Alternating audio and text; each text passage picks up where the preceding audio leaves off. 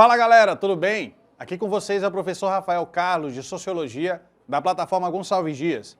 E a gente está aqui para mais uma aula de Sociologia do preparatório ENEM.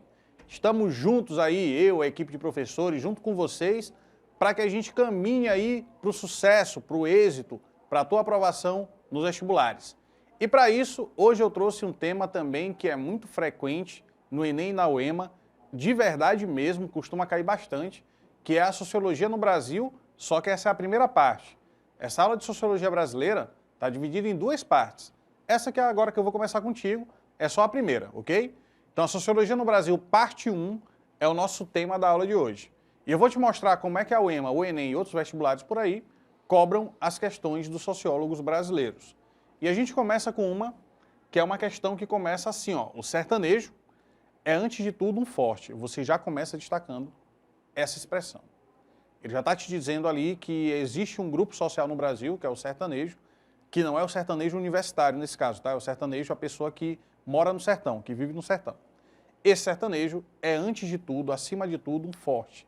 Ele está pegando um grupo social e dando uma característica a esse grupo, ou seja, está construindo um tipo ideal, igual o que Max Weber fazia na sociologia alemã. O tipo ideal é um recurso metodológico da sociologia weberiana, da sociologia compreensiva. E aqui tu já percebe isso logo no começo. O sertanejo é, antes de tudo, um forte. Não tem o raquitismo exaustivo dos mestiços neurastênicos do litoral. A sua aparência, entretanto, ao primeiro lance de vista, revela o contrário. Falta-lhe a plástica impecável, o desempenho, a estrutura corretíssima das organizações atléticas. Entretanto, toda essa aparência de cansaço ilude. Nada é mais surpreendedor do que vê-la desaparecer de improviso. Naquela organização combalida, operam-se em segundos transmutações completas.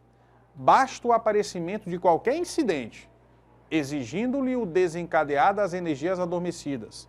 Esse homem, raquítico, empenado, magricela, transfigura-se, empertiga-se, estandeando novos relevos, novas linhas na estatura e no gesto, e a cabeça firma-se-lhe, alta, sobre os ombros possantes, aclarada pelo olhar desassombrado e forte, e corrigem-se-lhe prestes, numa descarga nervosa e instantânea, todos os efeitos do relaxamento habitual dos órgãos e da figura vulgar do tabaréu canhestro reponta inesperadamente o aspecto dominador de um titã, acobreado e potente, num desdobramento surpreendente de força e agilidade extraordinárias. Um monte de palavra difícil, né? Rebuscada, que não é muito comum para nós. É porque esse texto foi escrito no final do século XIX. É um texto do Euclides da Cunha, está no livro Os Sertões. E nesse trecho ele está caracterizando o sertanejo, o homem do sertão, mais precisamente o homem do sertão do Nordeste, né, do sertão da Bahia, porque esse livro ele escreve na época que ele foi cobrir a Guerra de Canudos, que foi ali na década de 1890, né, no final do século XIX, portanto.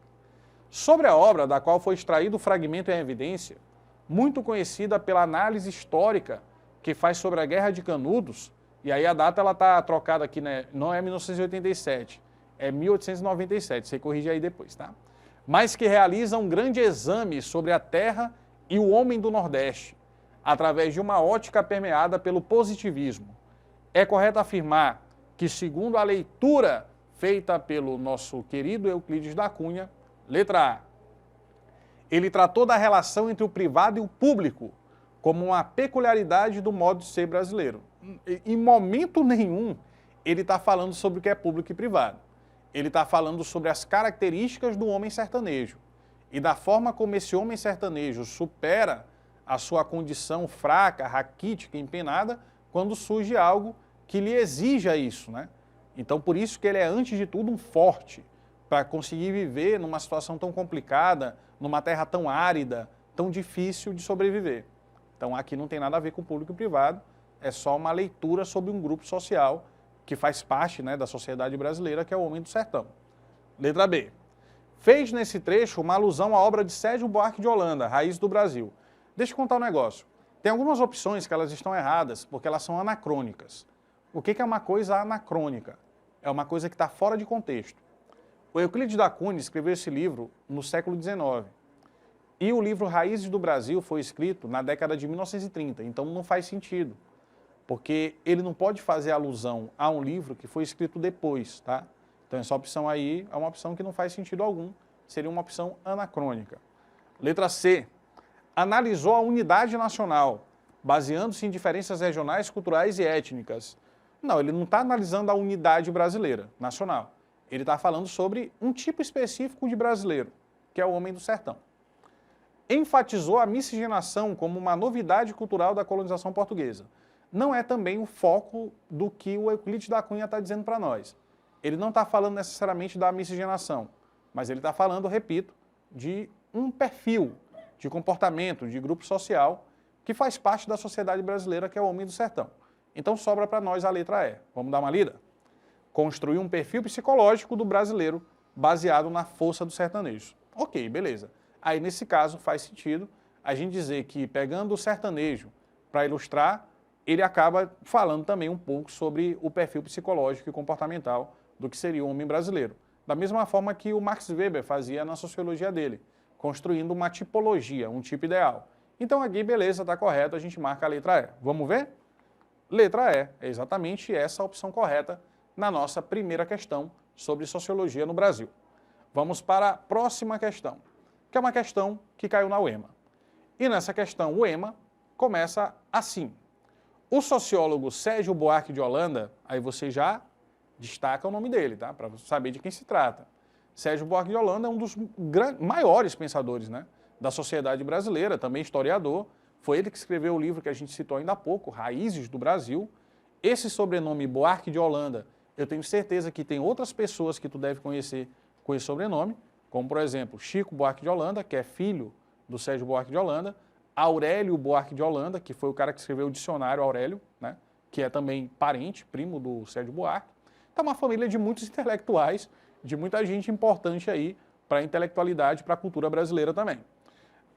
Sérgio Buarque de Holanda, na década de 30, ao interpretar a sociedade brasileira, identificou como uma das suas características a dificuldade de reconhecer os limites entre a esfera pública e privada na vida social. Então você destaca o nome do autor, Sérgio Buarque de Holanda, destaca a época, década de 30, e destaca o que ele identificou na sociedade brasileira, que é a dificuldade de reconhecer os limites entre o público e o privado. Vamos então para a pergunta. A situação que confirma a continuidade no século XXI, nos dias atuais, da característica diagnosticada pelo sociólogo, qual era a característica mesmo? A dificuldade de reconhecer o limite entre o público e o privado. É a seguinte, então ele vai dar situações para nós, e nessas situações, na letra A, B, C, D e E, nós temos que ver aquela que exemplifica essa dificuldade que o Sérgio Buarque diz que a gente tem no Brasil de separar a esfera pública da esfera privada. Vamos para a primeira, letra A? Uma pessoa que faz uma doação de um bem privado para uma instituição pública, objetivando o bem comum e usufruto de todos, denominada de burocracia. Espera aí, como assim? Uma pessoa que doa, por exemplo, uma coleção de livros para uma biblioteca, ela está incorrendo na dificuldade de reconhecer o limite entre público e privado? E o nome disso é burocracia, não tem nenhum sentido a letra A, né? O conceito de burocracia não é o conceito de doar, de ter um ato de caridade ali, de doar para uma instituição pública um bem privado. Então, falso, não tem sentido algum. Letra B.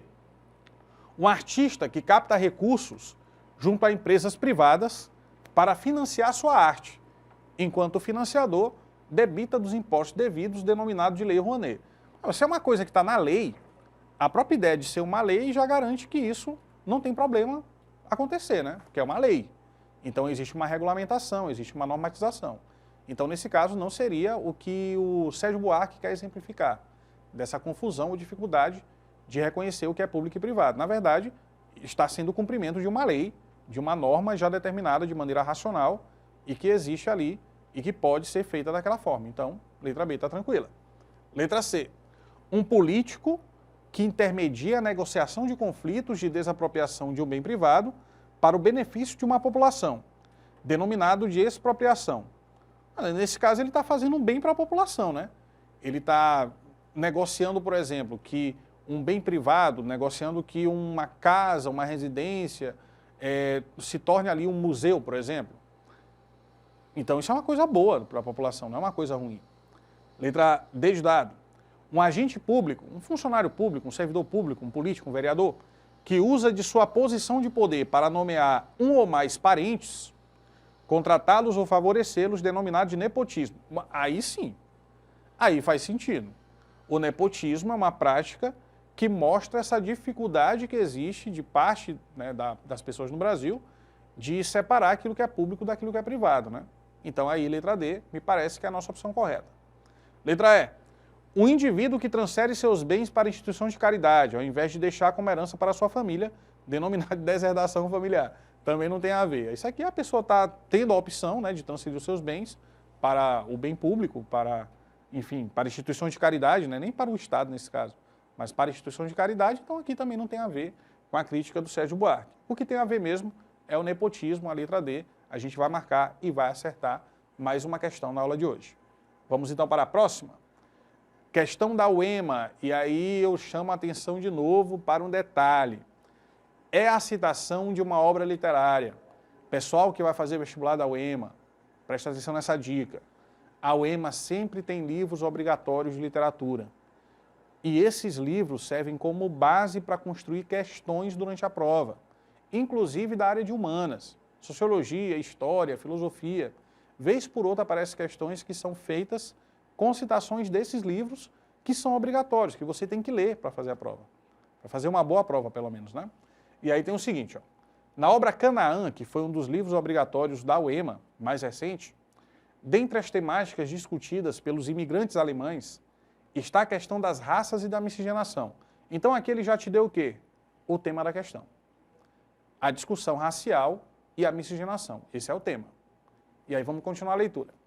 O personagem Lentz, que é um personagem da obra Canaã, de Graça Aranha, afirma que, atenção para a afirmação dele, não acredito que da fusão com espécies radicalmente incapazes resulte uma raça sobre que se possa desenvolver a civilização.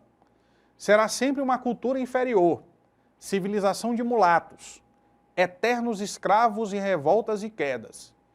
Enquanto não se eliminar a raça que é o produto de tal fusão, a civilização será sempre um misterioso artifício.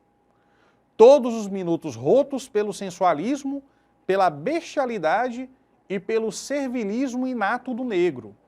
Inato é aquilo que nasce com a pessoa, não é uma característica adquirida ou aprendida. Ou seja, nesse trecho aí, o personagem está dizendo que o negro tem como característica inata o servilismo, como se fosse algo da sua origem, certo? E aí continua.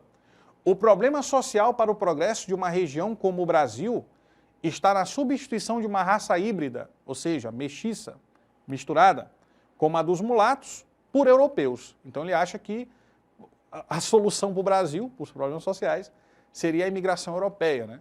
E a substituição gradativa da população por uma população de origem branca, e não de origem mestiça, ou mulata, ou negra. A imigração não é simplesmente para o futuro da região do país, um caso de simples estética. É, antes de tudo, uma questão complexa, que interessa o futuro humano, segundo o personagem Lentz da obra Canaã de Graça Aranha, a obra obrigatória da UEMA. Volto a repetir, a UEMA sempre faz isso, costuma tirar questões dos livros obrigatórios lá no edital. E aí vamos para a pergunta. O recorte do diálogo de Lentz, que você percebeu que é bastante preconceituoso, inclusive, apresenta uma visão sobre os resultados da miscigenação no Brasil. E ele considera que é um resultado negativo, né? Que o problema social do país, o atraso do Brasil, o subdesenvolvimento, teriam como origem ali, como base, a miscigenação. Os mulatos seriam os grandes culpados desse atraso que marcava a sociedade brasileira, segundo o personagem. E essa ideia dele, atenção para a pergunta, essa pergunta é muito bem construída. Essa ideia do Lentz, que é o personagem, se contrapõe à perspectiva sociológica de quem? Então aqui, tu não vai marcar a opção que está de acordo com o que ele disse. Tu vai marcar a opção que tem o contrário do que ele disse. Por isso que eu sempre digo aos alunos que você precisa entender a pergunta. Você só pode responder uma coisa se você entende o que está sendo perguntado. Porque senão a única possibilidade é tu chutar, não tem outro jeito. Então assim, antes de tu começar a ler as opções A, B, C, D, E, veja se você realmente entendeu a pergunta. Se você não entendeu com clareza, leia de novo. Tá? Leia com cuidado, com atenção que você vai entender. Então, repetindo para você. O que ele está pedindo aqui não é para você marcar a opção que tem a ver com o que tu leu no texto. É o que não tem a ver. É o contrário do que você leu. É o contrário do que diz o personagem Lentz. Ou seja, se ele é contra a miscigenação, tu tem que marcar uma opção que seja a favor da miscigenação. É essa que é a ideia da questão, é esse que é o comando da questão. Vamos então para a letra A. A letra A diz assim, ó. Sérgio Buarque de Holanda, uma vez que para este intelectual o problema da complexa formação histórica da sociedade brasileira era a consequência da divisão da sociedade entre o meio urbano patriarcal e a modernização do meio rural, não estando, portanto, relacionado à sua composição étnico-racial. Não é esse o tema, né? Porque aqui o Sérgio Buarque, segundo diz a letra A, está falando sobre a diferença entre rural e urbano. Só que o Lentz está falando da questão racial. O foco do Lentz é a questão racial. Então tu tem que marcar alguma coisa dentro desse tema, que seja o contrário do que ele afirma. Não adianta tu fugir do tema. Não é a ideia, tá? E a letra A traz isso para nós. Ela já coloca uma outra questão aí, que é o desenvolvimento rural, meio urbano, isso é outra coisa. Vamos para a letra B. Gilberto Freire pôs para este intelectual a miscigenação brasileira, ou a mestiçagem, que é como ele chama também, em seus termos, nada poderia ser visto como atraso ou um problema social. Correto. Mas era justamente a construtora da principal particularidade cultural da sociedade brasileira, que a diferenciava daquelas onde imperava a segregação racial. Correto. De fato, Gilberto Freire tem muitas coisas que se critica na obra dele, Casagrande Senzala, como a ideia de democracia racial, que no Brasil não teria racismo.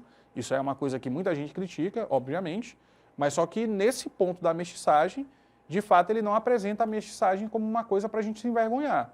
A gente não deveria se envergonhar de ser um povo mestiço, mas sim se orgulhar, porque isso é o que torna o Brasil algo diferenciado dos outros países e outros lugares onde imperava, na visão dele, a segregação, como Estados Unidos, por exemplo, onde o racismo é muito mais explícito, né?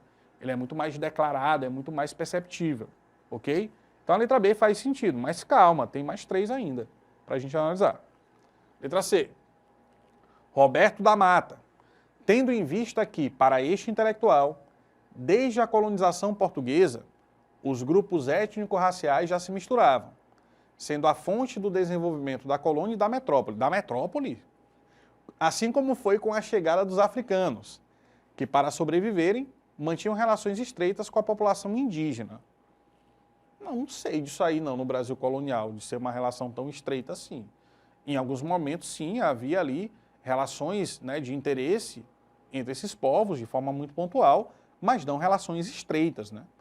Tanto é que o mulato, que caracteriza de fato o mestiço brasileiro, ele é fruto da interação racial entre branco e negro, e não entre negro e índio, né? Então aqui eu acho que não está tão correto, não. Está muito longe ali de ser a opção correta, a letra C. Letra D de dado. Darcy Ribeiro, posto que para este intelectual a mistura étnica do povo brasileiro, iniciada com a chegada dos africanos escravizados, parou. A mistura étnica do Brasil começou desde o momento onde houve a fusão do colonizador do branco com os índios, né? O primeiro mestiço brasileiro não é o mulato, é o mameluco. Então aqui tem uma questão histórica impedindo a letra D de estar correta, né? Possibilitou dizer, isso aqui já vai descartar, não está certo não. Letra E. Karl Marx? Como assim? Karl Marx, na medida em que para este intelectual a miscigenação proporcionava o crescimento quantitativo da população brasileira. Peraí, vamos devagar. Primeiro que Karl Marx nem fala de miscigenação. Segundo, que ele nem fala de população brasileira. Então nem faz sentido nenhum você marcar a letra E, né? Então entre a letra A, B, a C, a D e a E, que citou Sérgio Buarque, Gilberto Freire, Roberto da Mata, Darcy Ribeiro e Karl Marx é a mais errada de todas. Essa aí você pode descartar tranquilamente. Os teóricos brasileiros, o que mais se aproxima da ideia de se contrapor à fala do Lentz é o Gilberto Freire. Então a gente marcaria a letra B de bola, acerta mais uma questão e finaliza mais uma aula de Sociologia. Muito obrigado a todos que ficaram até aqui. Já deixo combinado o nosso próximo encontro na próxima videoaula e vejo vocês lá. Abraço, tchau, tchau.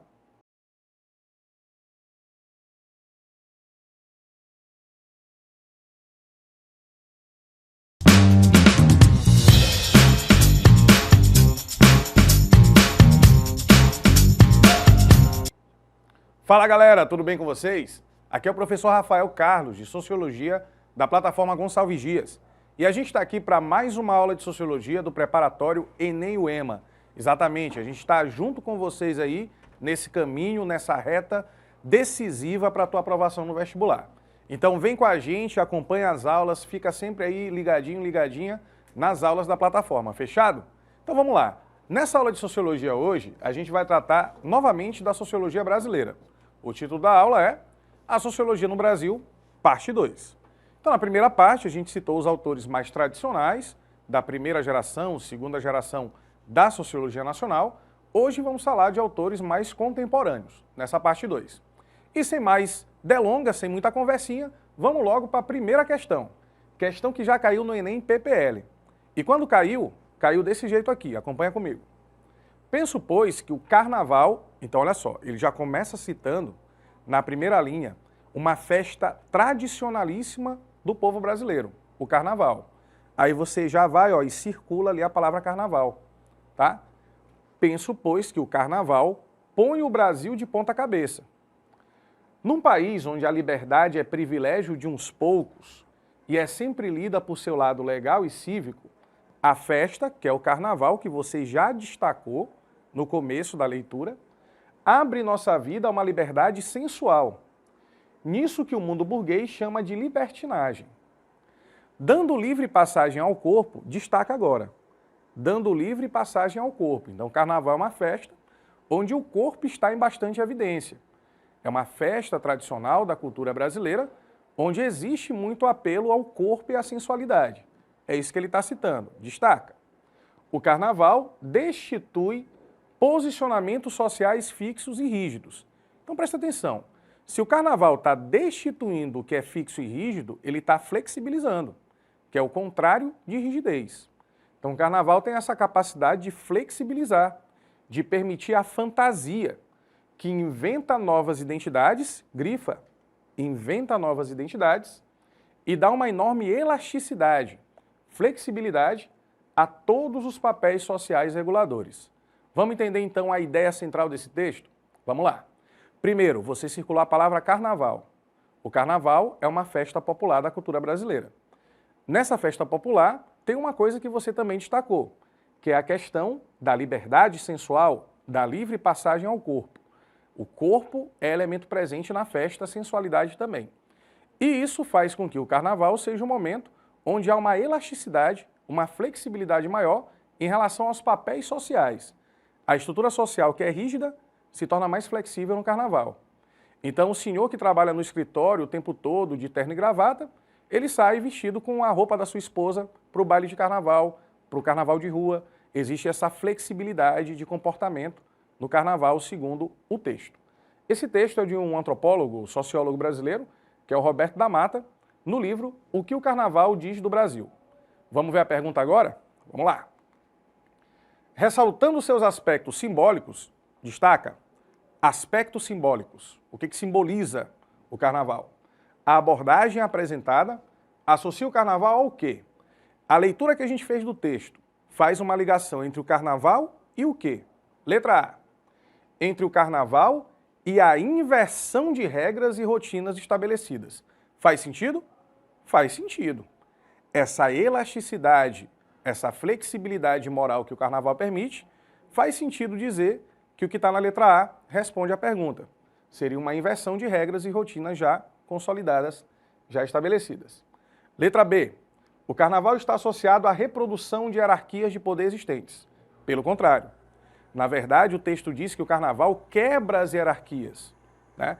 Ela molda os papéis sociais de maneira diferente, mais flexível. Então a letra B a gente já pode descartar. Letra C. Submissão das classes populares ao poder das elites. Não é isso que o texto está dizendo. E muitas vezes é o contrário.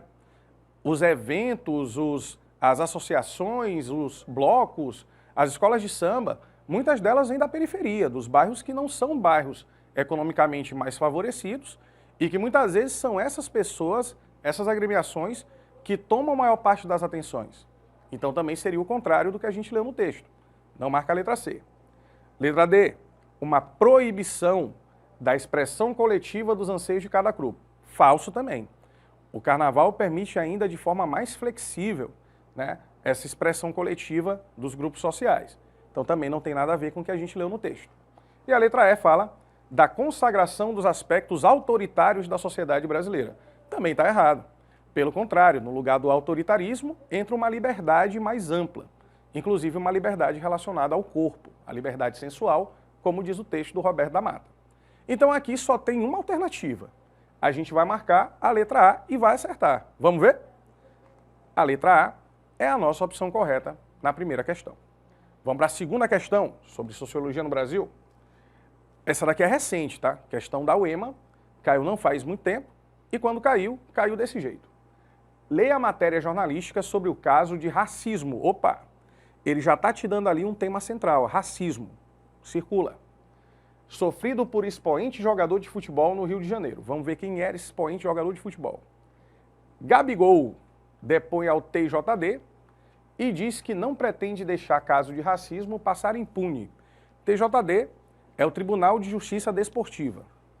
E aí diz assim na notícia. O jogador do Flamengo, Gabriel Barbosa, o Gabigol, prestou depoimento de forma virtual ao TJD do Rio de Janeiro, na tarde dessa sexta-feira, 18.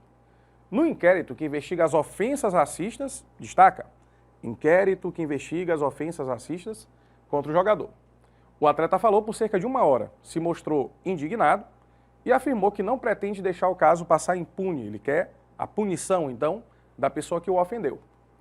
No depoimento, ao qual a CNN teve acesso, Gabigol narrou os fatos ocorridos na partida, realizada no dia 6 de fevereiro, contra o Fluminense no estádio Newton Santos, o Engenhão. Ele disse que, no intervalo da partida, ainda em direção ao túnel que dá acesso ao vestiário, ouviu diversos xingamentos e palavras ofensivas, em especial gritos de macaco direcionados a ele. Aí tem aqui o link da notícia, da CNN Brasil, e vamos para a pergunta. Ao relacionar o caso recente de racismo, você já destacou que racismo é o tema central da pergunta. Apresentado na matéria jornalística, a interpretação do sociólogo Florestan Fernandes, opa, olha o que ele está fazendo aqui na questão. Ele está fazendo um link entre uma matéria de jornal que mostra um caso de racismo no futebol e a teoria de um sociólogo brasileiro, que é o Florestan Fernandes. O que o Florestan Fernandes diz, né? De que a sociedade brasileira não se configura como uma democracia racial. Ou seja, tu tem uma notícia de racismo no futebol e um teórico brasileiro que diz que não existe democracia racial no Brasil. Democracia racial é uma ideia antiga de outro pensador chamado Gilberto Freire, anterior a Florestan Fernandes, que dizia que não existia racismo no Brasil.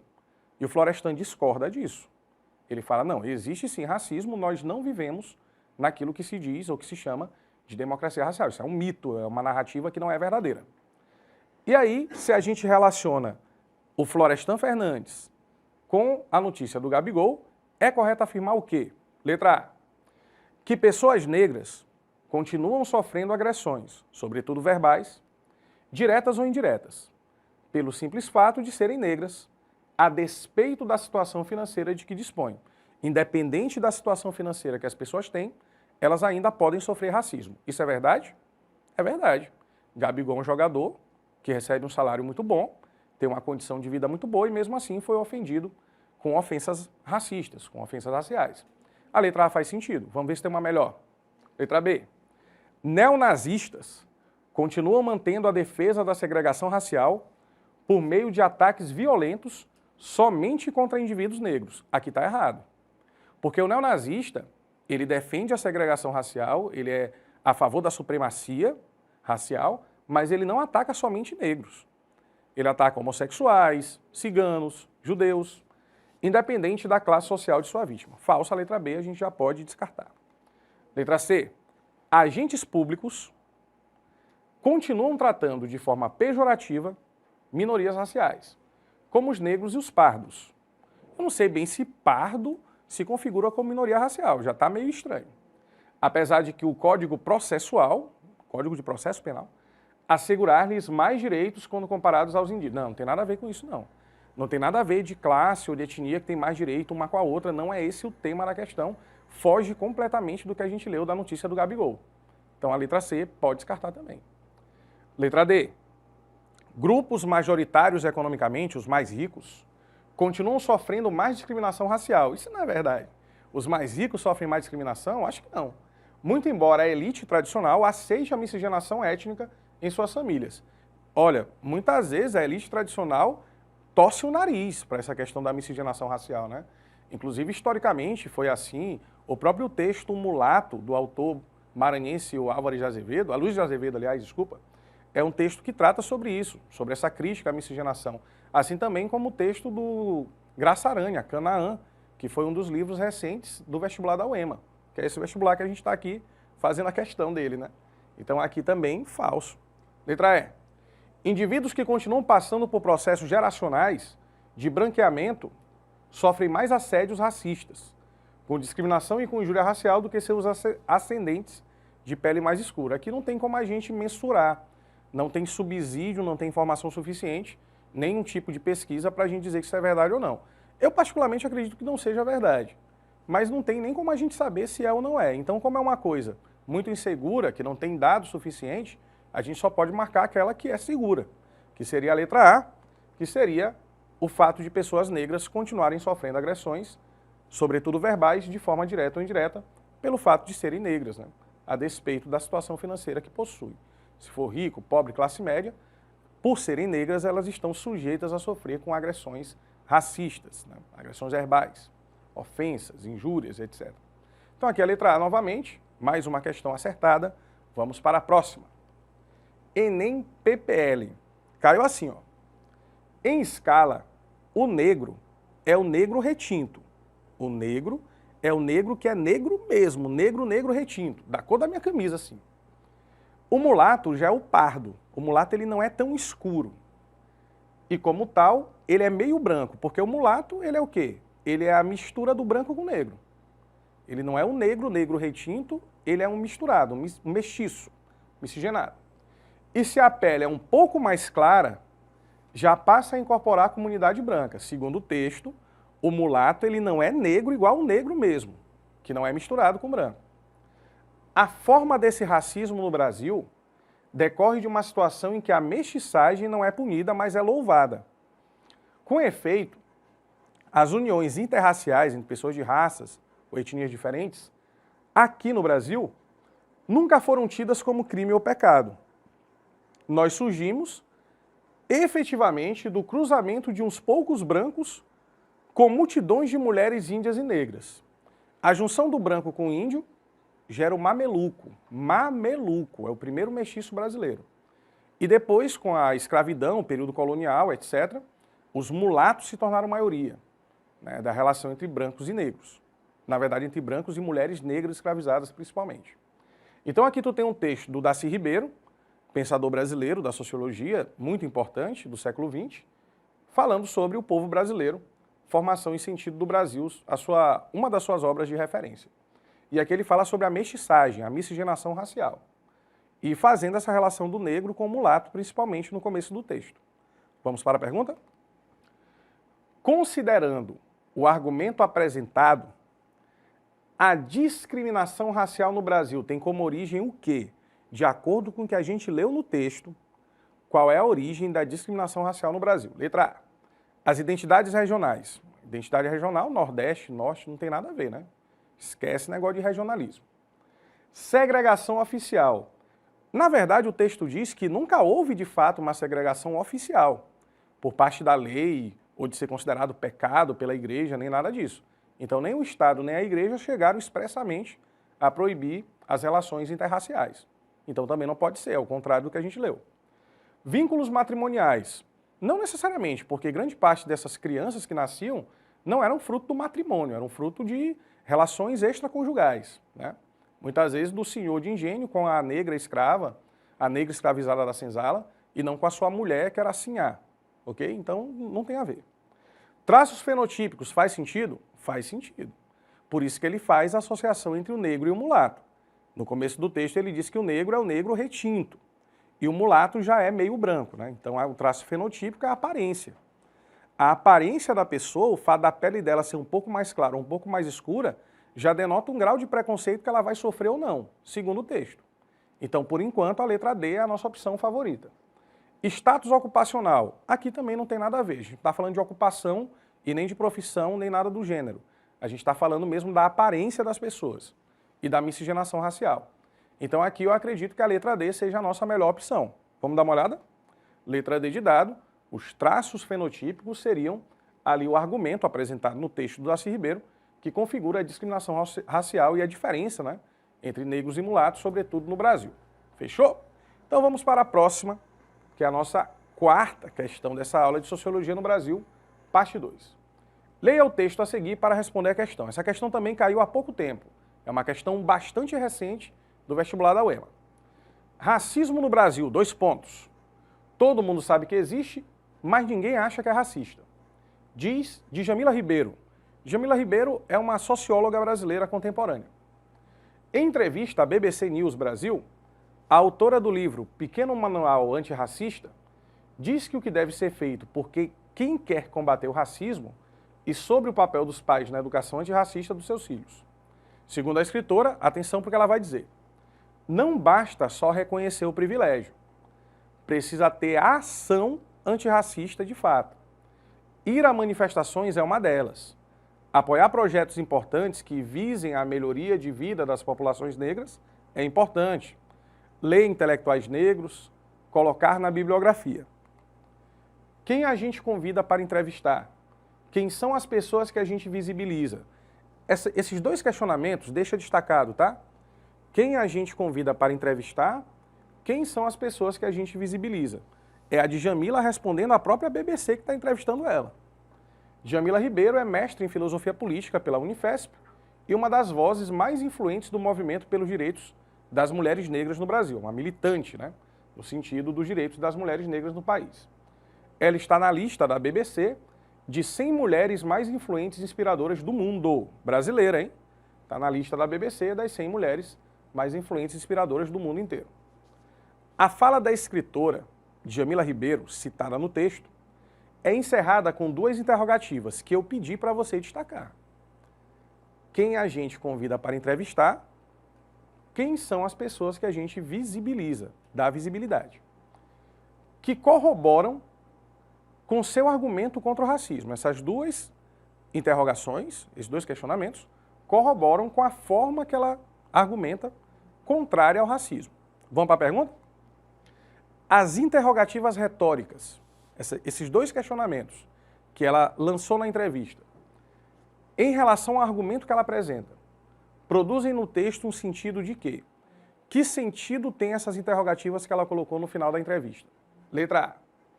De retificação, ele está retificando ao denunciar a presença de personalidades negras em programas de entrevista. Não faz sentido. Primeiro que uma retificação seria uma correção, né? E ela não está corrigindo, ela está sustentando o argumento. E ela não está denunciando a presença de pessoas negras em programa de entrevista. Ela está exigindo que se tenha mais visibilidade a essas pessoas. Então a letra A, falsa. Letra B, ratificação. Ao retratar equanimemente, de maneira equânime, o acesso de brancos e negros nos meios de comunicação, que também não é verdade. Tem muito mais pessoas brancas tendo visibilidade do que pessoas negras, nem combina com o que a gente leu no texto, a letra B também está fora de cogitação, não pode ser a nossa alternativa verdadeira. Letra C, negação. Ao destacar a ausência de uma postura racista em eventos de maior visibilidade social. Não, ela em momento nenhum fala que não há nesses eventos de visibilidade uma postura que não seja racista. Pelo contrário, muitas vezes as pessoas veem uma apresentadora de TV, aí comenta, né, nas redes sociais, faz comentários pejorativos, ou comentários com ofensas, injúrias raciais. Também não tem a ver. Indefinição, ao sugerir de modo vago os indivíduos sociais ausentes na mídia brasileira. Ela não está fazendo isso de modo vago, ela está fazendo como parte do argumento que ela apresenta. Então a letra D também não cabe, sobe a letra E. Reiteração. Quando você está reiterando, você está reafirmando o que você disse. ao chamar a atenção para a invisibilidade de pessoas negras na sociedade, sobretudo nos meios de comunicação. A letra E é a única que faz sentido e provavelmente é aquela que responde, e responde de fato, corretamente, essa questão. E a gente para por aqui nessa aula de hoje, espero que tenha sido boa e proveitosa para vocês, e deixa já marcado o encontro para a próxima aula de Sociologia. Não esqueça também de acompanhar as outras disciplinas e a gente está junto aí nessa caminhada rumo à tua aprovação. Um abraço a todos, tchau, tchau.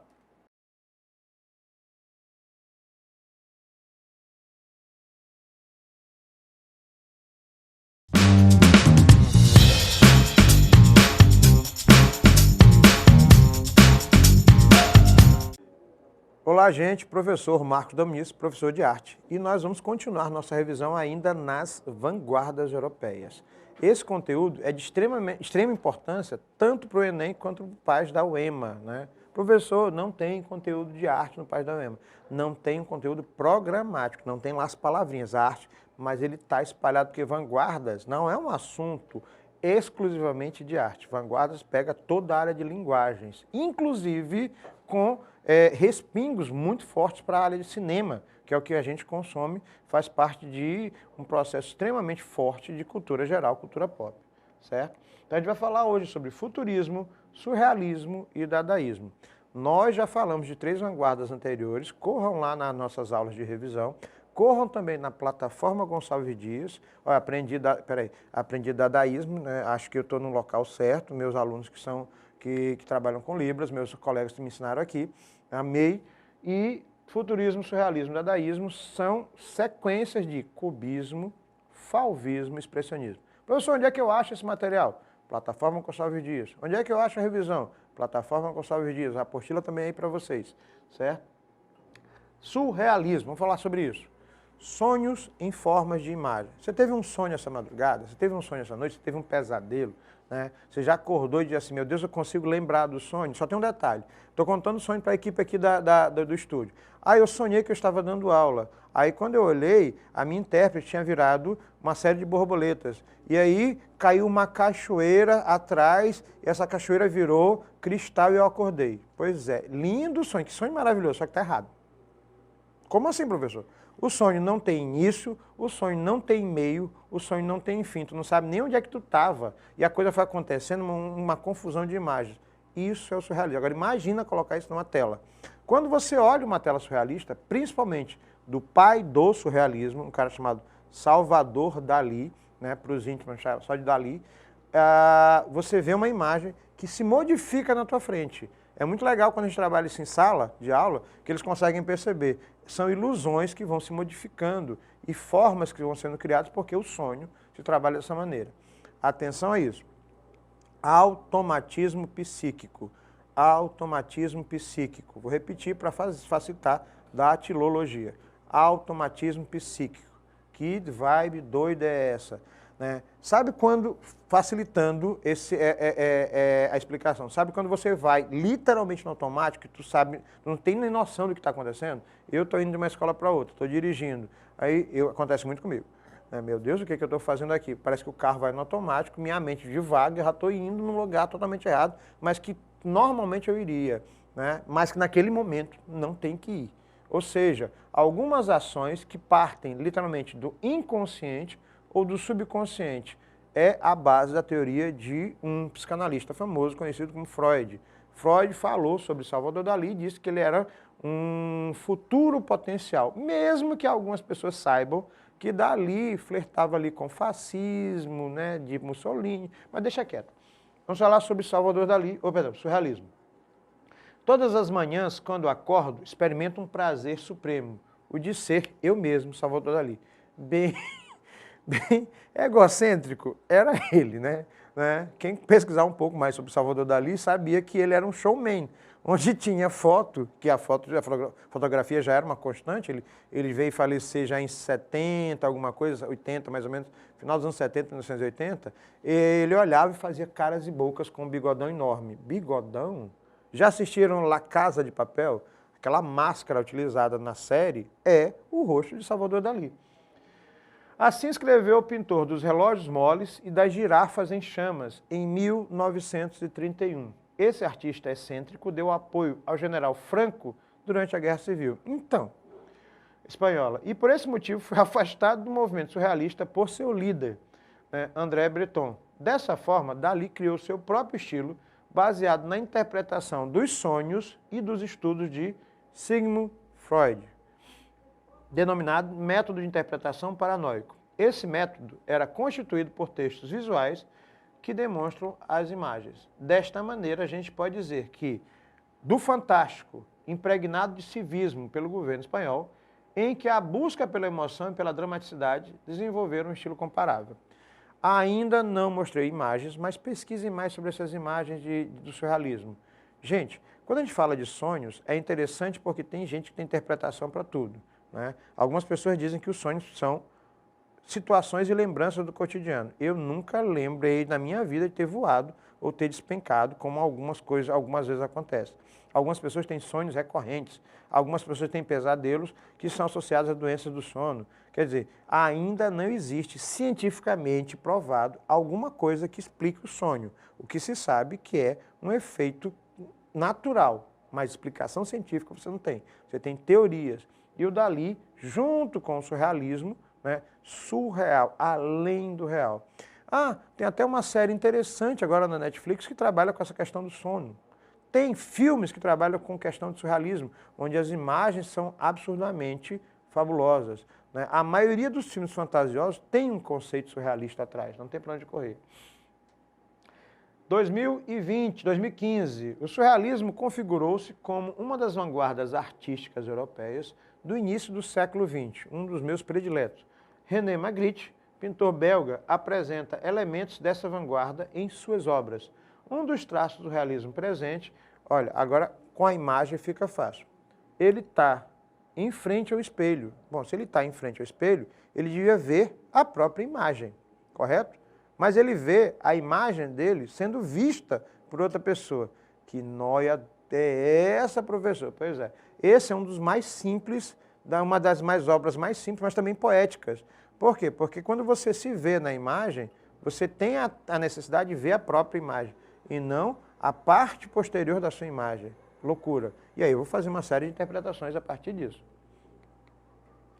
Nesse caso, a gente pode dizer que existe uma justaposição de elementos díspares, ou seja, um não bate com o outro, observando na imagem do homem no espelho. Só que na hora que a gente começa a analisar, né, a reprodução proibida de Magritte, a gente começa a pensar por que ele colocou um homem que não permite e não consegue ver a própria imagem. Agora vamos entrar na metáfora da análise da obra. Caramba, né, eu não consigo ver a mim mesmo como os outros veem, né? Eu quero que os outros me olhem de uma maneira diferente. Aí eu começo a criar, e não só eu, mas vários teóricos começam a criar, né, pontos de vista psicológicos sobre a obra. Isso é o surrealismo. Dadaísmo. Bom, o dadaísmo ele surge um pouco antes do surrealismo, ele é a prévia do surrealismo, e o dadaísmo é um estilo que é bem atípico. A palavra dada, ela não tem tradução correta ou perfeita, exata, na nossa língua portuguesa. Tristan Tzar abriu o dicionário, colocou o dedo, e onde o dedo parou foi a palavra dada, que tem várias traduções em várias línguas e dialetos europeus. Criança, ama de leite, criança chorando, vaca preta, cavalo andando, o que não falta são traduções. Ou então o gugu dadá, que algumas pessoas representam, seria a verbalização da criança logo no início. O que é o dadaísmo? É justamente a vanguarda que quebra com os paradigmas da arte. Professor, buguei agora, não entendi. Cubismo, geometria. Fauvismo, cores. Expressionismo, deformação. Futurismo, velocidade. Dadaísmo, ele quebra com tudo. Qualquer coisa pode ser arte. A arte, para ser liberta, ela precisa não ter regras. Ou seja, a arte e a contra-arte, né? Por causa do dadaísmo é que a arte contemporânea tem permissão para ser o que é. Ou seja, eu posso ter qualquer coisa que pode ser ressignificado e aí eu vou colocar o aspecto disso como obra de arte. Exemplo disso, o urinol chamado A Fonte, do Marcel Duchamp, que é aquele vaso sanitário perdão, de banheiro masculino, que ele coloca numa exposição e questiona qual o valor da arte. Por que um vaso sanitário não pode ser arte e por que algumas pessoas criticam?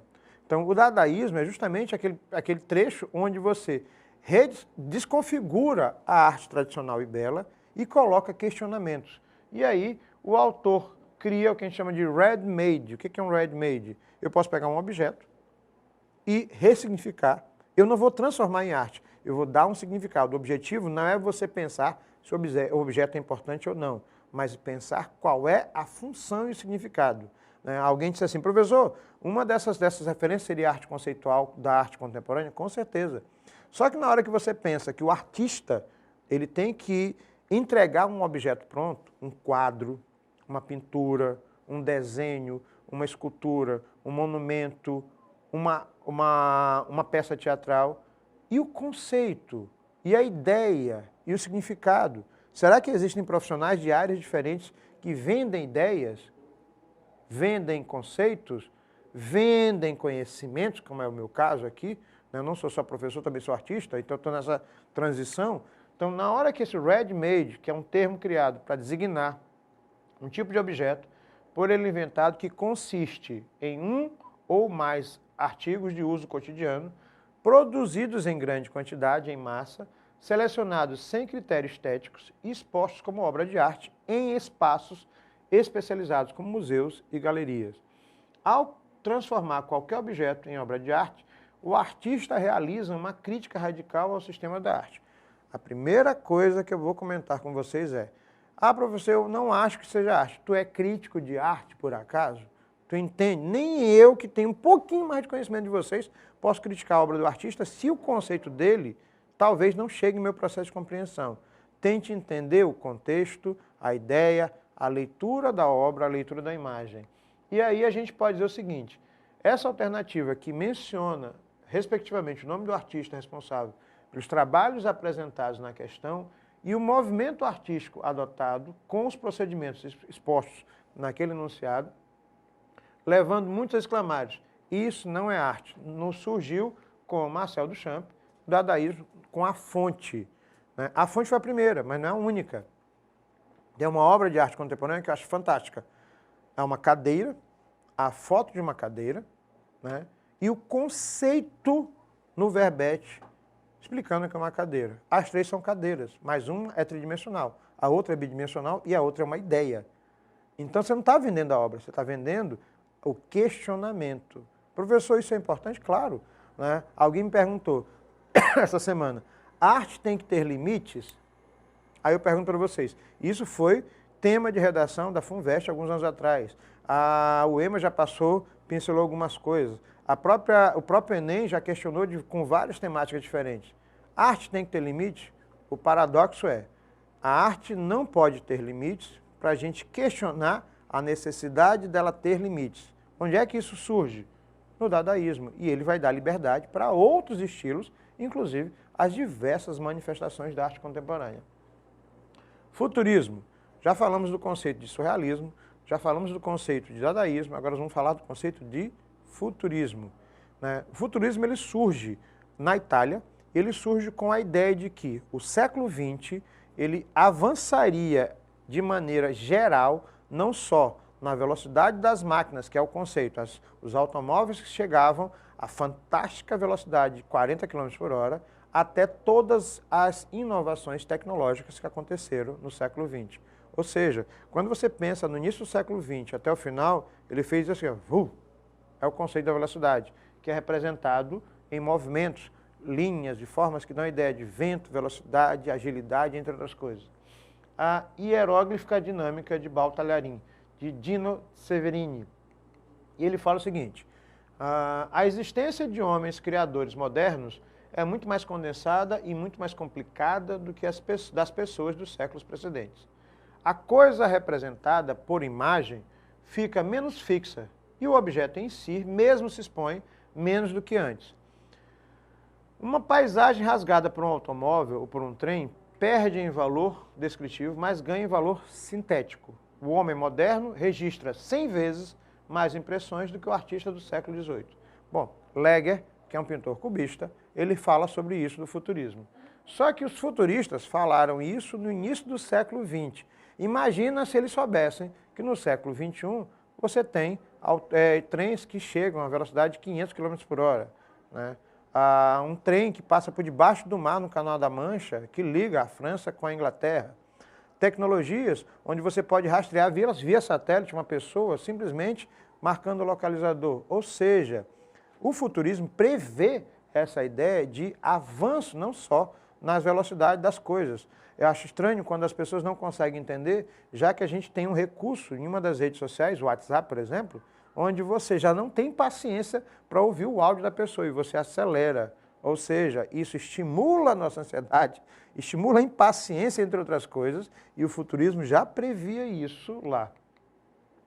A vanguarda europeia, evidenciada pela obra e pelo texto, expressa ideias e estética do futurismo, que propõe uma nova estética baseada nos valores de uma vida moderna. E aí eu vou acrescentar só uma coisinha, moderna e contemporânea, porque nós estamos num ritmo tão acelerado, onde as pessoas não têm paciência nem para ouvir um áudio, né, enviado pelo celular.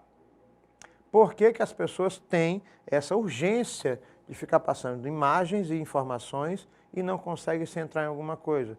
Por que que a gente pega o controle da TV e vai para uma plataforma para assistir séries e você passa mais tempo tentando achar alguma coisa para assistir porque o teu ritmo é acelerado demais? Associado a literalmente uma indecisão e ansiedade. Pois é, isso é literalmente a consequência do que o futurismo já pregava no início do século XX. Dadaísmo e surrealismo. A perplexidade causada pela catástrofe da Primeira Guerra Mundial fez surgir um movimento de vanguarda denominado dadaísmo, que rejeitava os valores tradicionais e rompia com a estética clássica. A imagem da obra ao lado, o gigante acéfalo sem cérebro. Se a gente fosse comparar com algumas coisas no século XXI, atualmente, né, até figuras públicas são tão acéfalas quanto essa imagem. Não vamos comentar sobre o fato, né? A gente pode afirmar que recria a realidade para combater padrões estéticos da época. Que padrões estéticos são esses? Bom, na hora que eu coloco uma obra dessa, eu literalmente estou dizendo assim, eu tenho liberdade para pintar e representar o que eu quiser. Se no século XX alguns de vocês questionam erroneamente, por quê? Porque na hora que você diz isso é arte, em que base você tem para questionar o que é arte ou não? Segundo, eu não entendi, admita isso. Professor, eu não entendi o que o senhor falou, então vamos lá. Eu convidei o pessoal aqui do estúdio para assistir o filme. Aí eu cheguei para uma das meninas e disse assim, ei, tu gostou do filme? Eu achei legal. Achei legal, quem responde são os meninos do 6º ano, porque ainda estão na fase de desenvolvimento, né? O filme te trouxe alguma coisa? O filme é interessante? Tu entendeu o filme? Não. Por que tu não entendeu o filme? Né? Porque eu acho, não acho. Tu não consegue analisar criticamente que existem propostas diferentes e é o mesmo problema que você tem na hora de interpretar uma questão. Você lê e você não consegue entender. Você olha a imagem e não consegue fazer metáforas, analogias e principalmente interpretação. Quem ainda tem dificuldade, corre lá na plataforma Gonçalves Dias, tem acho que umas 6 aulas sobre leitura de imagens. Não é importante somente para as provas que vocês vão fazer, é importante para você compreender o mundo de uma maneira mais simples, até porque nós somos a era da imagem e da imagem rápida, né? Ainda no surrealismo, diante da tela do pintor René Magritte, pode-se questionar o que é a representação do mar e o que é o mal verdadeiro. É possível conhecer o real? Como podemos conhecê-lo? Bom, quando você fotografa o mar, ele continua sendo mar ou é uma representação fotográfica? Ele tem uma representação poética daquilo que eu gosto? Por que que eu representei o mar? Por que que eu fotografei o mar? Por que que eu acho bonito e quero registrar continuamente essa ideia? Por que que ele me traz uma relação de paz e por que que eu gosto daquele tema? E, professor, tanto porque, né? Às vezes você funciona no automático, você acha bonito, fala e fotografa. Só que tu não te questiona que isso é o teu conceito, inclusive de serenidade e equilíbrio emocional. A resposta a essas questões depende da perspectiva filosófica que você faz, mesmo sem se dar conta, que adotamos sobre o conhecimento. Algumas dessas perspectivas podem ser descritas como Naturalismo, teoria que se afirma em todos os seres são naturais. Subjetivismo, racionalismo, inatismo e apriorismo, pesquisa na parte de filosofia. Empirismo e positivismo.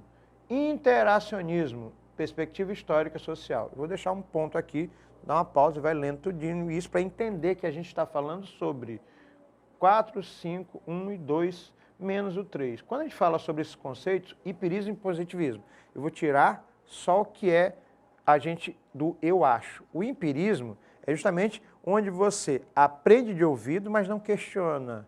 Aquele conhecimento vai sendo passado de maneira até popular.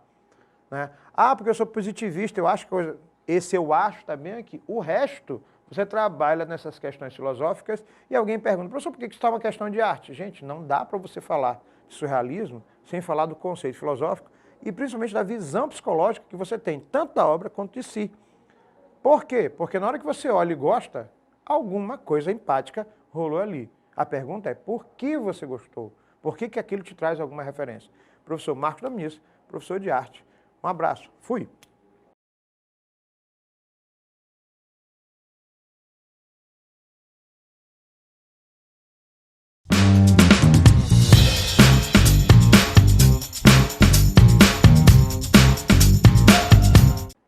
Olá, gente. Professor Marcos Domingues aqui, professor de arte.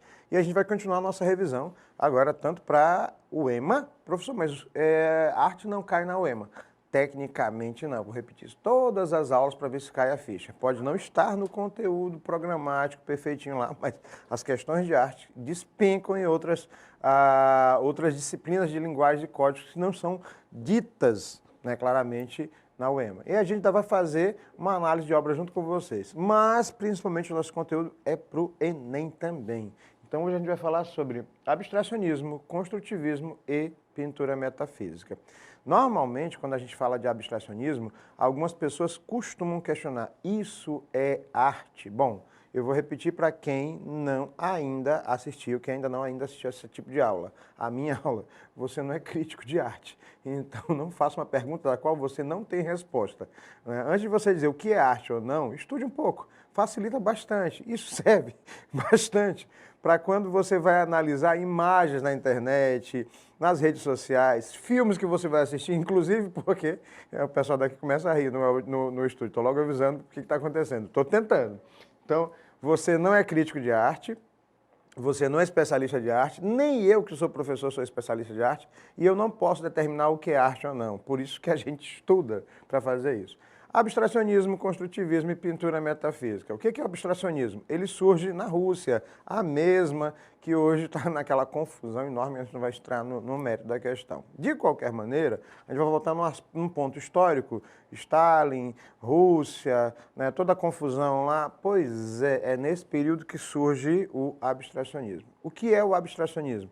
É justamente um segmento das vanguardas europeias que permitem que você consiga expressar literalmente o que você sente, suas particularidades, seus processos emocionais, inclusive os processos sociais, sem necessariamente estar representando algo figurativo. Professor, eu não entendi nada. Abstrato, figurativo, abstrato, realista. Realista, figurativo ou representativo é aquilo que você olha e diz, é uma casa, é um barco, é uma paisagem, é aquela casinha, né, com a chaminé que todo mundo encontra aqui em São Luís, que é um calor maravilhoso do inferno. Aqui em São Luís, o pessoal dá desenho com chaminé, nunca entendi aquilo, quer dizer, eu entendo, mas a gente vai entrar no outro mérito de questão.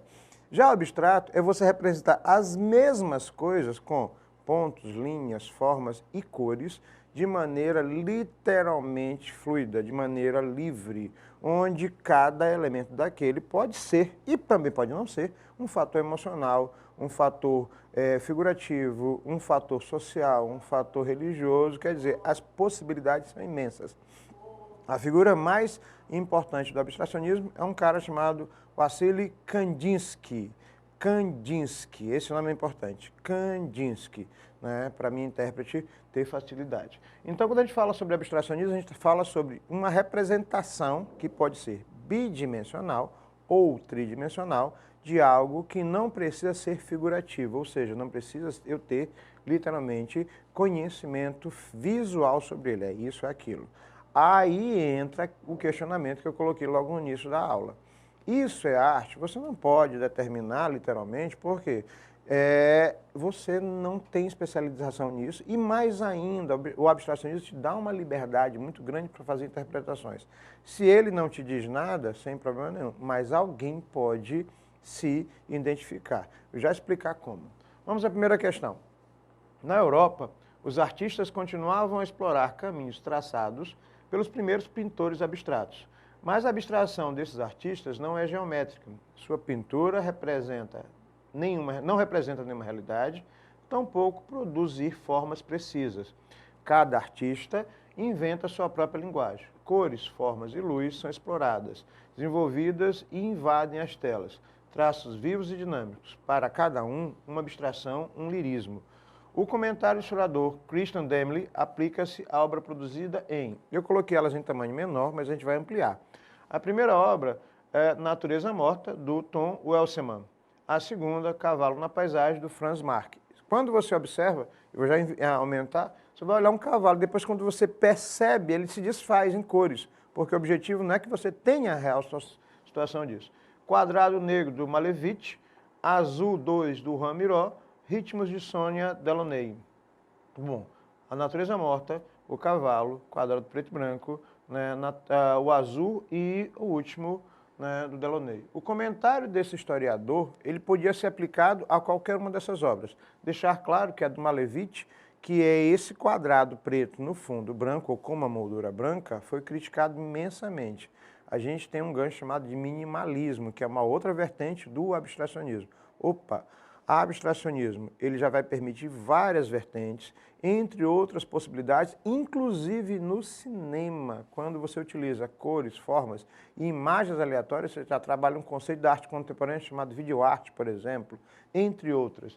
No caso, aquele comentário se aplica à obra do Miró, que era surrealista e que a obra dele vai se estabelecendo num ponto abstrato. É o que a gente chama de surrealismo abstrato, né? Onde ele sonha, onde ele imagina, onde ele cria valores, né, que são transformados em manchas, pontos e cores. Professor, isso não me diz nada. Aí que entra a situação. Se a gente for falar de psicologia das cores, o azul, por exemplo, ele tem uma força muito grande quando ele traz representatividade de comportamentos. Quando você está muito triste, você pode utilizar roupas, por exemplo, com azuis mais escuros. Quando você está muito alegre, ou a própria limpeza, a infantilidade, pode ser um azul mais claro. Espera aí, agora eu comecei a entender que o abstracionismo não é aquilo que eu tento fazer uma leitura e não consigo. O abstracionismo é o que eu sinto, especialmente quando eu vejo a obra. Então, é nesse ponto. E não é diferente dos outros. Quando você, por exemplo, fala da obra da Natureza Morta, que não é nem de longe, que aqui é uma colagem do artista, né? Não é nem de longe as naturezas mortas, que é aqueles quadros antigos com flores, frutas, vasos. Quer dizer, eu tenho uma leitura mais contemporânea disso. Ou a do cavalo, que ora você percebe e ora ele vira uma mancha vermelha. Ou as outras, do Delaunay ou do Malevich. Então, na hora que a gente trabalha o abstracionismo, é liberdade de expressão, mas principalmente como e o que eu sinto em relação à obra. E não se aplica só à pintura, mas também a esculturas, certo? Pintura metafísica. Lembra que eu falei para vocês sobre cinema? Então, quando a gente fala de pintura metafísica, talvez seja uma das vanguardas, uma das últimas vanguardas, que é mais utilizada, principalmente na linguagem do cinema, nos dias de hoje. Mas quando eu falo disso, a gente vai trazendo o cinema desde o século XX, né? Professor, aquela obra ali do Quirico, a pronúncia é essa, escreve Chirico, e se lê Quirico, certo? O Giorgio de Chirico, um italiano, antes que alguém fale bobagem ali, um italiano que ele brinca muito com paisagens extremamente estéreis, onde você não vê a figura humana, onde você vê sombras muito grandes projetadas, onde você começa a perceber um vazio incrivelmente, olha que loucura, existencial. Professor, eu já vi filmes com isso aí. Se você tem, por exemplo, alguma referência de um filme chamado Matrix, entre outros, onde os ambientes parecem futuristas e ao mesmo tempo você vê figuras humanas com sombras alongadas, o pessoal que trabalha muito com Star Wars e coisas do tipo, nessa linguagem, a busca justamente da inspiração é na pintura metafísica. O que é pintura metafísica? Como não está dizendo, além do aspecto real. É onde você tem um gancho do surrealismo, os sonhos em forma de imagem, com um vazio gigante na imagem, que ao mesmo tempo é urbana, sem vida, cheia de sombras, extremamente, como diria um amigo meu, sinistra, sombria e principalmente misteriosa. A pintura metafísica foi criada mais ou menos em 1913 pelo Quirico e posteriormente o Carlo Carrà, que veio do futurismo, sendo esses artistas reconhecidos por inúmeras características, sobretudo os cenários arquitetônicos clássicos.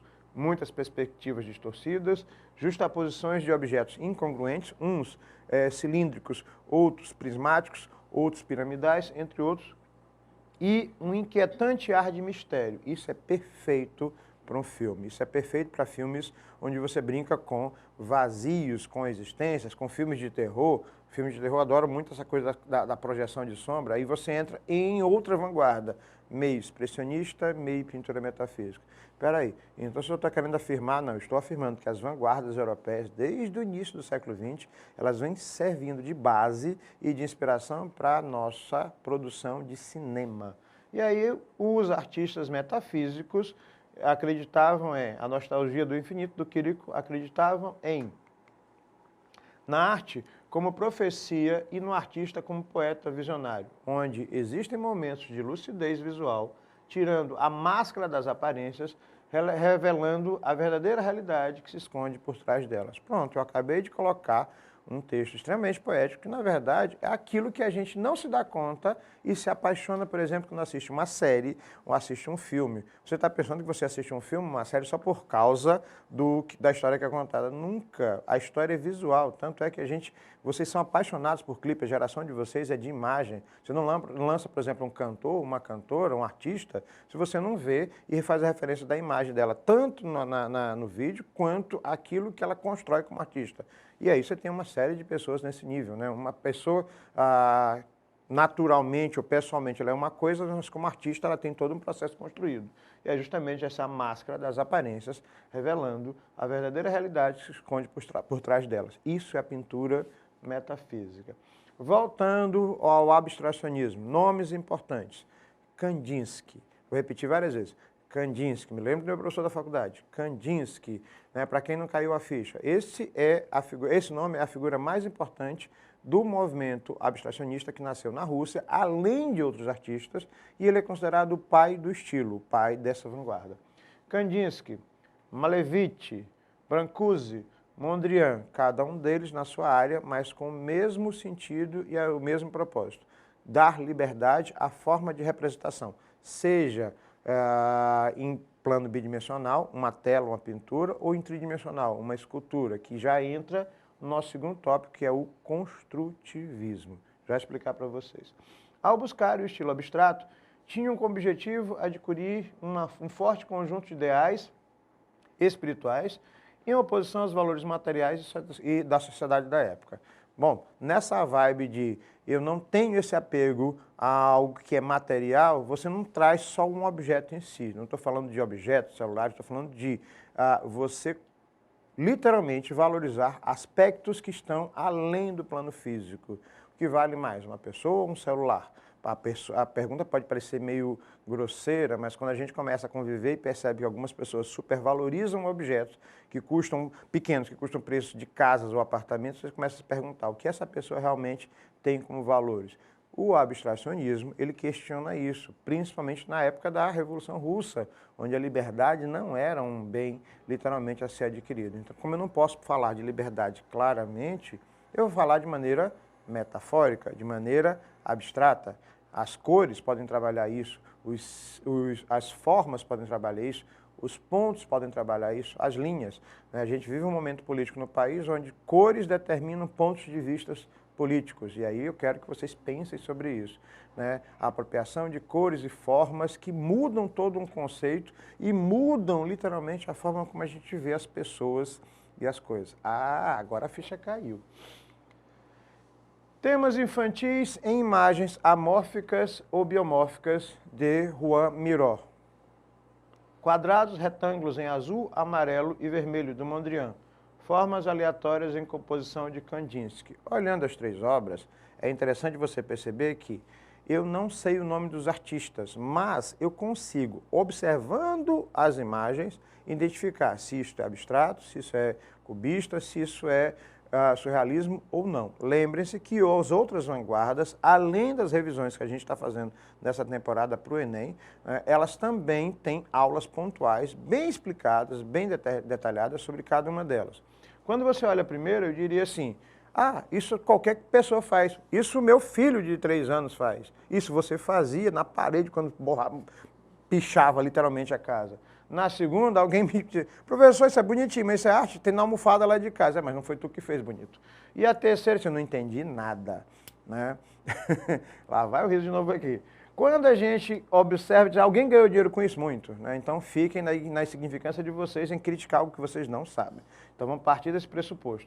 A pergunta para vocês é, a partir das imagens anteriores e analisando cada padrão, cada artista, cada característica formativa daquelas telas, a gente pode dizer que, vou voltar aqui, a primeira, a segunda e a terceira. A primeira é surrealista, a segunda é abstrata e a terceira é abstrata. Eu vou voltar para explicar a diferença. Surrealistas. Quando Miró fazia esses símbolos amórficos e biomórficos, para a gente pode não parecer nada. Peça para uma criança desenhar na sua parede, é lógico, né? É óbvio que senão não vai fazer sentido nenhum. E aí ela vai dizer assim, olha pai, olha mãe, olha tio, isso aqui é um dinossauro. Na verdade, é a forma, né, que a criança imagina e vê alguma coisa. Aí o adulto gentilmente vai dizer, menino do diabo, não desenha na parede. Quando na verdade ele não se dá conta que a criança está expressando o mundo dela sob uma visão surrealista. Já o Mondrian e o Kandinsky, eles trabalham o abstrato de maneira diferente. Um geométrico, com linhas e formas, o que para muita gente é visualmente equilibrado, significa dizer que talvez você goste desse equilíbrio, talvez você seja mais metódico, talvez você seja mais pontual, ou talvez você goste de uma coisa mais livre, e aí é muito do que você sente, não do que você acha. Você não precisa fazer uma leitura, você só precisa sentir. Isso é abstrato. Construtivismo. Lembra que eu falei para vocês do construtivismo? O que é o construtivismo? A palavra. Vocês vão encontrar isso em literatura, vocês vão encontrar isso em pintura, vocês vão encontrar isso em poesia, então tomem cuidado com o termo. O construtivismo seria, da maneira mais simplória possível, a forma de representação tridimensional do abstracionismo. Pode ser uma escultura? Pode. Pode ser uma construção? Pode. Eu vou dar um exemplo de um desses segmentos do construtivismo que que, por exemplo, estudantes de arquitetura ou de design passam em qualquer faculdade do mundo. Pegue uma forma qualquer, corte ela em papelão, reproduza essa forma várias vezes e monte uma construção de formas. Você pode fazer, por exemplo, o formato de um prédio. Por isso que eu disse que muitos arquitetos utilizam esse conceito. Se você olhar bem, o que é um prédio de vários pavimentos? É um módulo que vai se repetindo e, a partir desse módulo, ele cria novas formas. O material determina as formas e não o oposto. Escreveu um crítico chamado Nikolai Tarabukin, ao definir o construtivismo russo mediante as observações de alguns trabalhos do artista construtivista e abstrato Vladimir Tatlin. Considerando que o construtivismo é justamente essa construção de forma para outras formas, o que viria então a gente julgar os próximos itens? Deixar claro que ali é uma obra, né, de ferro, estuque. O que é estuque, professor? É uma mistura de tecido com barro, vidro, asfalto de Tatlin em 1914. Por que eu estou falando isso? Porque, não sei se vocês sabem, uma das figuras mais importantes do Brasil usou o mesmo conceito para criar Brasília. Estou falando de Oscar Niemeyer. Então, por exemplo, quando você tem a Catedral de Brasília, que é só uma linha curva, repita essa linha em sistema simétrico. Você tem, literalmente, o processo construtivista do conceito da catedral. Isso vai mais além também quando você começa a pensar, por exemplo, em poesia.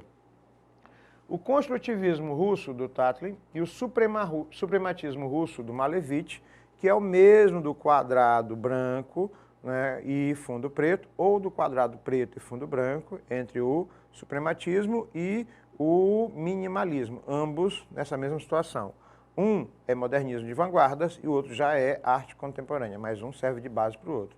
E olhem que a gente já falou sobre minimalismo aqui. O minimalismo hoje não é só um veio da arte, o minimalismo é até um conceito de vida, onde eu preciso de menos para viver bem melhor e mais. O construtivismo russo do Tatlin e o suprematismo russo do Malevich apresentam a mesma tendência surrealista integrando mecânica, arte e tecnologia? Não. Nesse caso, o surrealismo é uma coisa, o construtivismo vem do abstrato ou abstracionismo. O construtivismo nas artes plásticas, artes visuais, como eram chamadas artes plásticas anteriormente, negava o papel decorativo da arte e enaltecia a modernidade e o uso de técnicas avançadas, com certeza. Na hora que ele mistura materiais e cria novas possibilidades com essa mistura de materiais, eu estou utilizando o conceito do contemporâneo, do moderno, a máquina. A noção de construção do construtivismo russo antagoniza com a noção de composição da arte ocidental ao defender o engajamento ativo da arte em vez de sua contemplação reflexiva, com certeza. Né? Deixar claro que quando a gente fala de arte oriental, os valores são completamente diferentes. Eu sempre digo que no Ocidente se destrói tudinho para levantar, no Oriente se constrói em cima do que está lá. A arte deveria refletir o novo mundo industrial, adaptar formas e materiais técnicas da moderna tecnologia, encadernando a ideia do artista engenheiro empenhado na construção de projetos úteis, com certeza. E o gabarito que eu tenho é CCC. Pensem no construtivismo, na pintura metafísica e no abstracionismo como os veios mais contemporâneos das vanguardas europeias. Professor Marcos Dominici, professor de arte. Um abraço. Fui!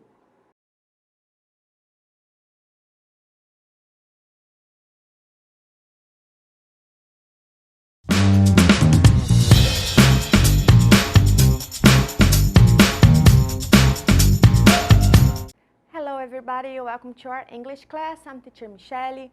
Olá pessoal, sejam bem-vindos a mais uma aula de inglês. Eu sou a professora Michele, continuando as nossas atividades no curso preparatório Paz UEMA e Enem. Mais uma vez, sejam muito bem-vindos.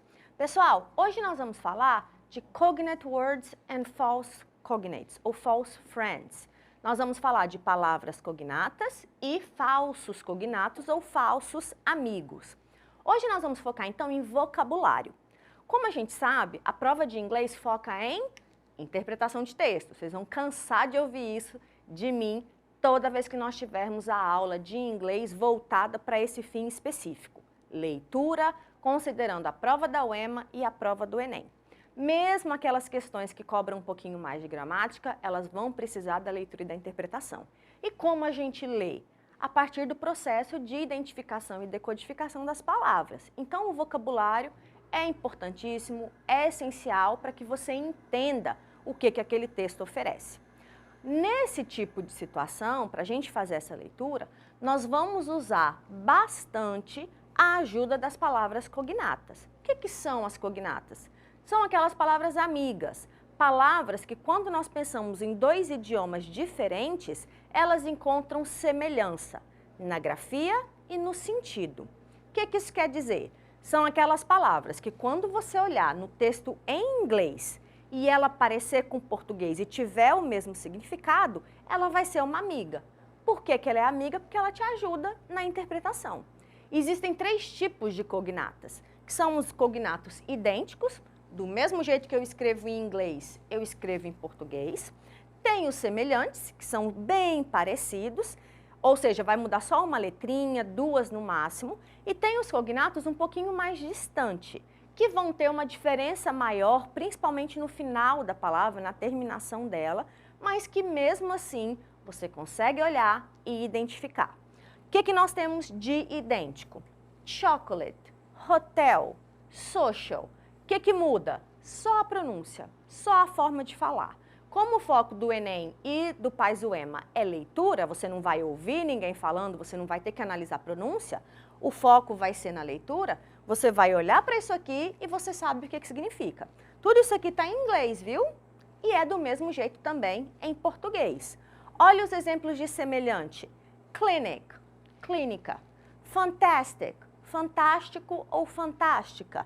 Culture, cultura, são palavras que você não teria dificuldade nenhuma de identificar.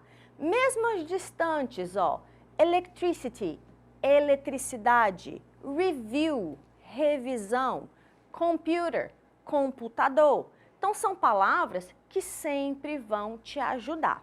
Existe uma média de que pelo menos 1/3 de um texto em inglês oferece como base palavras cognatas, que são essas palavras que te ajudam. Os falsos cognatos ou os falsos amigos são justamente o contrário. São aquelas palavras que você olha para elas, você pensa em um significado em português, mas na verdade o significado dela é outro. Por isso que ela é chamada de falso amigo, porque ela te engana, ela te induz ao erro na hora da interpretação. A boa notícia é que existem menos falsos amigos do que palavras cognatas. Então, a chance de você acertar é sempre maior do que você errar. E, professora, como é que eu sei se a palavra é amiga ou não? Se é um cognato ou se é um falso cognato? Pelo contexto. Se você está analisando um fragmento e você vê que aquela palavra que você pensa que tem um significado não está dando certo, não está encaixando, é porque provavelmente o sentido dela é outro. Vou dar alguns exemplos para vocês. Olha para a palavra legend. Você vê essa palavra e você pensa em legenda. Mas, na verdade, legend significa lenda. A mesma coisa acontece com a palavra push. Você olha push e você pensa em puxar. Mas, na verdade, é o contrário, é empurrar. Então, olha como ele te engana. Imagina você numa porta e você vê a palavra push. Você vai tentar puxar e você não vai conseguir. Então, a ideia é justamente essa, ele vai te enganar, ele vai te induzir ao erro. College parece com colégio, mas é faculdade, e library, que parece com livraria, é biblioteca. Então, percebam que a gente vai ter sentidos diferentes e é importante tomar cuidado com isso, porque em alguns casos esses falsos cognatos podem aparecer em um texto. Bom? Vamos analisar algumas questões para a gente ver como que esse conteúdo se aplica na nossa realidade, na realidade de você interpretar texto para resolver uma questão. Aqui nós temos uma questão da UEMA, tá? É uma receita de um Indian pudding, ou seja, um pudim indiano. Como qualquer receita, você tem primeiro uma explicação, um contexto falando sobre esse prato, você tem obrigatoriamente os ingredientes acompanhados de quantidades e você tem o modo de preparo. Bom, vamos ver o que a questão quer da gente, para a gente saber o que nós temos que procurar. Paz UEMA, o trecho que caracteriza a textura do pudim é o seguinte, ou seja, eu vou lá para o texto procurar um adjetivo, uma característica do pudim. Eu quero saber da textura, ou seja, se esse pudim ele é mais mole, se ele é mais consistente. Então, onde eu vou encontrar essa informação? No modo de preparo. Não me perguntou sobre ingredientes, o enunciado está focando na textura. Então, eu vou analisar, dentro desse modo de preparo, algum tipo de informação que me fale sobre a textura, né? Lá no próprio enunciado, na própria questão, ele já destacou as possibilidades de resposta. Então, eu nem preciso analisar o texto como um todo. Eu vou analisar só os fragmentos. E olha que interessante na letra A. O que eu tenho a letra A dizendo? To be slightly firmer. O que é firmer? Parece com o quê? Firme. Quer dizer, mais consistente. Bom, então a resposta eu identifico de cara, porque eu tenho uma palavra que parece com português. Foi interessante que quando essa prova aconteceu, muita gente não marcou a letra A, porque pensou, não, esse firme está muito na cara, não pode ser. E aí optaram por outra resposta. Mas a resposta correta é justamente a letra A. Para que o pudim fique, ou para que ele seja um pouco mais firme, você deixa ele descansando por 30 minutos. Bom? Então, é interessante você procurar essas pistas com o foco na resolução. O que os outros enunciados estão falando? Sobre a forma de cozinhar, o tempo que ele deve ser preparado, sobre os ingredientes que você mistura, sobre o próprio cozimento ou a cocção dele. Então, são informações que não falam da textura, eles falam do modo ou da preparação. Bom? textura é adjetivo, é qualidade, tá?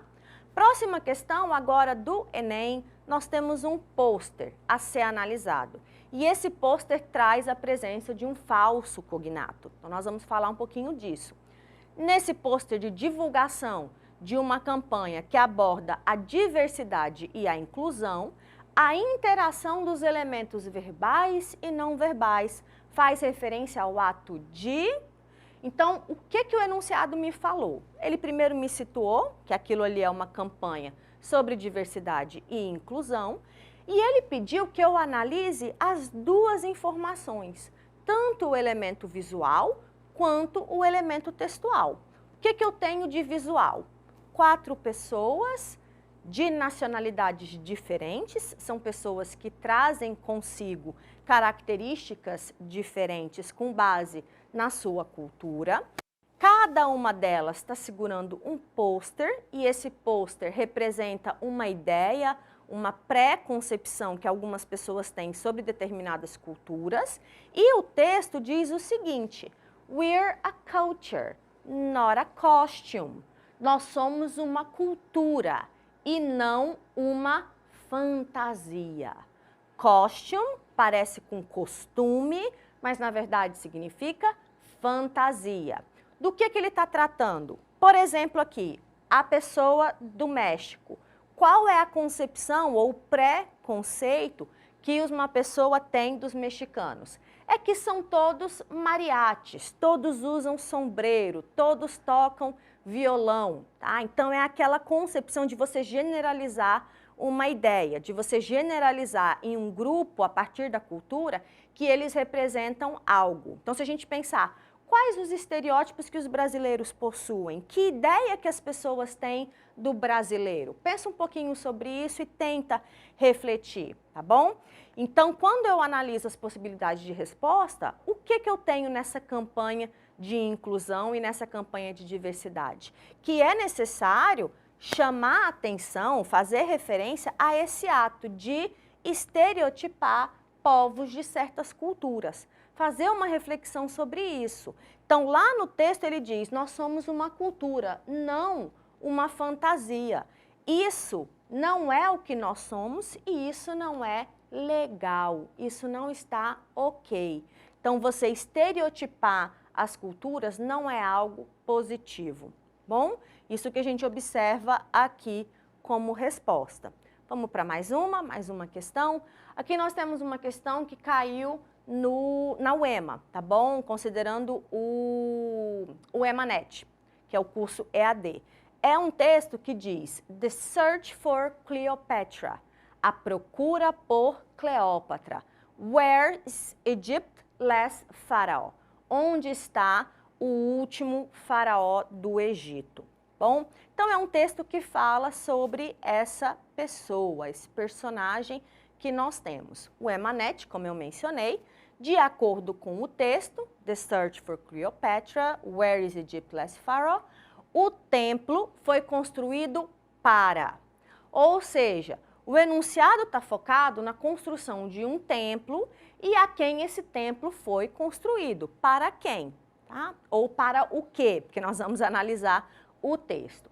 Como o enunciado focou na palavrinha templo, eu vou voltar para o texto procurando onde é que está falando sobre o templo, para eu localizar a resposta. Olha as possibilidades de alternativa, ó.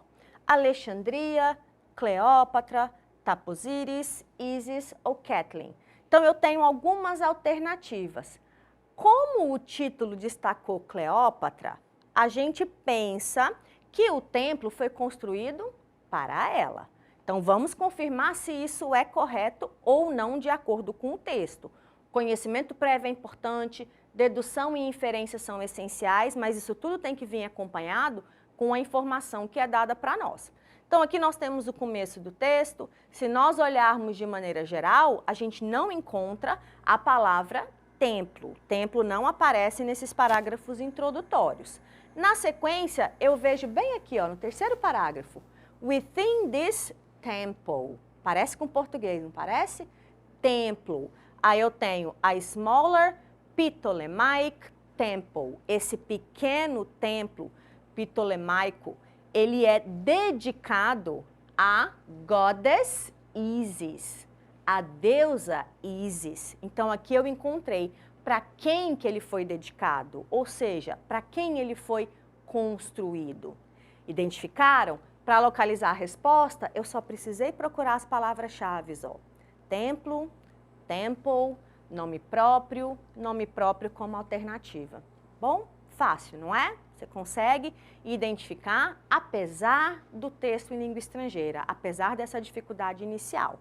Mais um texto, agora do Enem mais uma vez. Estamos alternando entre questões do Paizoema e do Enem, que é o foco do nosso preparatório. Outro anúncio, outra campanha, destacando a palavra attention, embaixo female driver, que é motorista mulher, uma motorista feminina, tem um carrinho que parece estar desgovernado e embaixo você tem em destaque com uma tarja preta alguns textos. Bom, vamos analisar o que a questão quer da gente, para a gente saber mais ou menos o que nós temos que procurar? A campanha desse pôster. O que é uma campanha?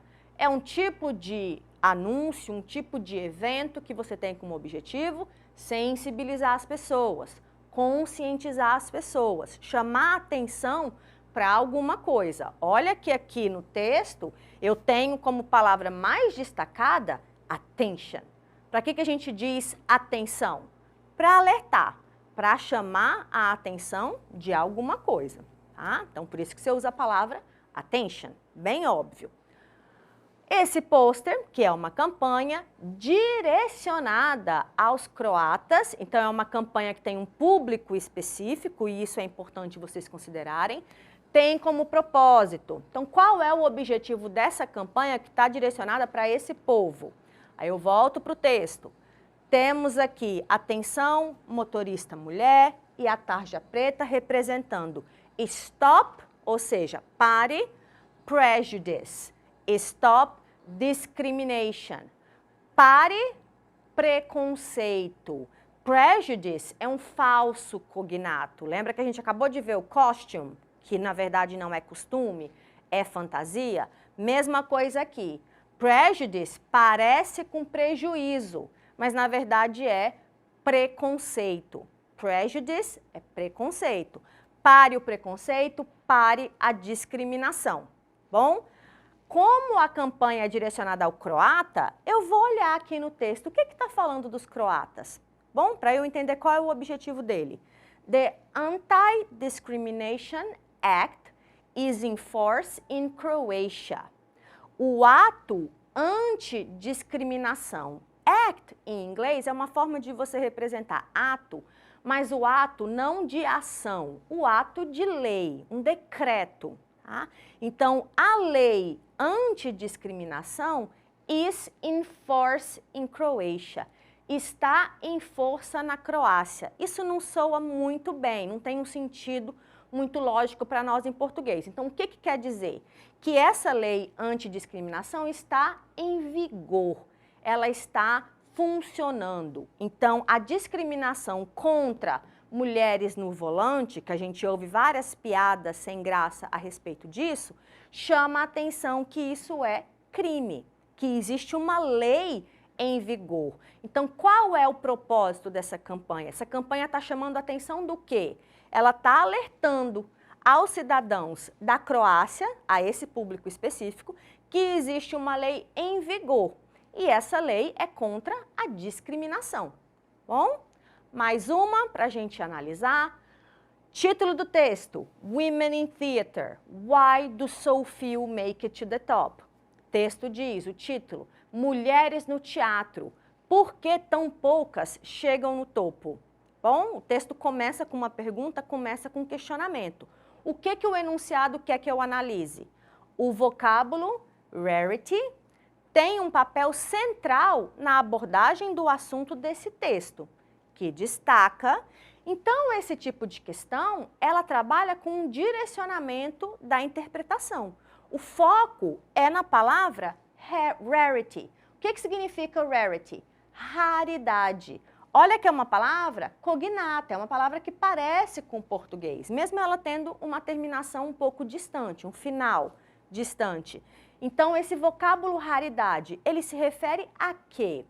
Lembra do título? Women in Theatre, mulheres no teatro. Então, a gente vai procurar qual é a relação entre esse título e essa palavrinha raridade. Onde que a palavra raridade está inserida no texto? Olha lá. An all-female Julius Caesar has just hit the stage. Uma peça, a peça de Shakespeare que é Júlio César.